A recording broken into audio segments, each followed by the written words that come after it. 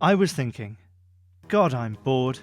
Nothing to read, nothing to drink, nothing to eat, nothing to watch, nothing to jerk off, nothing to watch, nothing to play, nothing to buy. Boredom is a little like its own layer of hell where all the people being tortured for all eternity for being a bit sharp with a charity worker or whistling on a Tuesday go if the demons think they're looking a bit burnt out. It really has to tell you something that the worst part of the jail system, apart from all those rapes they let happen and the stabbings and the systemic abuse, is locking people up without anything to do. And that might sound a little bit soft, but just imagine being locked up in a room for 23.5 hours a day with only a bed and a seatless toilet for company. I think it'd only be about 7 hours before I felt compelled to make a dirty protest, and maybe just 2.5 days until I went mad, or madder. No wonder Hannibal Lecter went insane in his windowless cell. He only went in there for 9 days for traffic violations, and he came out with those starey eyes and that whole cannibalism thing. The devil makes work for idle thumbs is a phrase synonymous with don't entertain yourself, cretin, at least not with my blowtorch, but the thing about being casually bored is nothing is really entertaining anymore because of the availability of free time. Sitting on a plane for half a day with nothing to do but play checkers, or if you're British or like pretending checkers is the Vietnam War, drafts, isn't entertaining, unlike getting in a quick game before you crash into the sea because all you've been doing is playing checkers. And where are the charts? Where are the navigation papers? Look at the fuel gauge, king me! That's maybe not fun, but it isn't boring. You see, it isn't necessarily the activities that are themselves boring, but their relation to time. Plucking your eyebrows is boring, so I'm told. Monobrow doesn't count because it takes ages, but brushing your teeth isn't boring unless you've got an attention deficit disorder or you've spent the day eating coal. But then that's kind of an occupational bored where you've got nothing to do or what you've got to do is utter shit, which I have news for you is your entire life, past, present and to come. Work is boring, going to work is boring, paying bills is boring, days off where you watch Sons of Boring with your boring significantly boring other and then go to the boring park and meet your boring friends who all work boring jobs is just boring.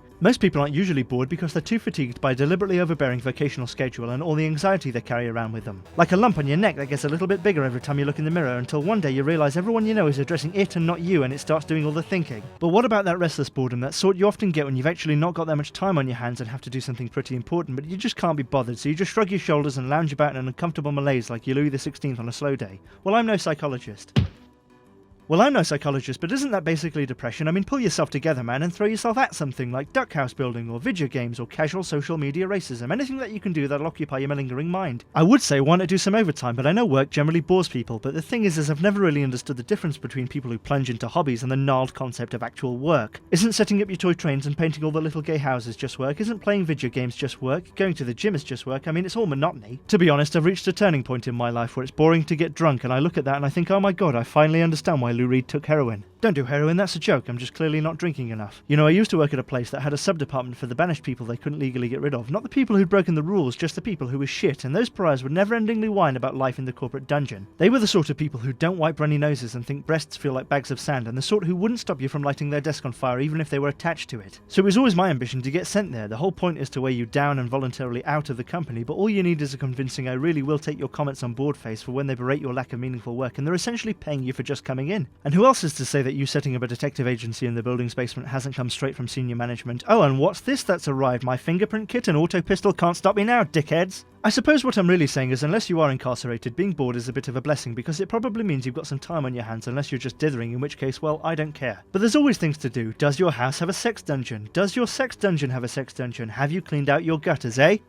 Are you the top of your guild in World of Warcraft? Have you tried overeating? Can you recite every line from the Batman TV show? There's so much to do, ignore that it's all shit in this enormous world. Just look around you and do it, or spend your free time watching Netflix shows that you don't like. It's your shit life.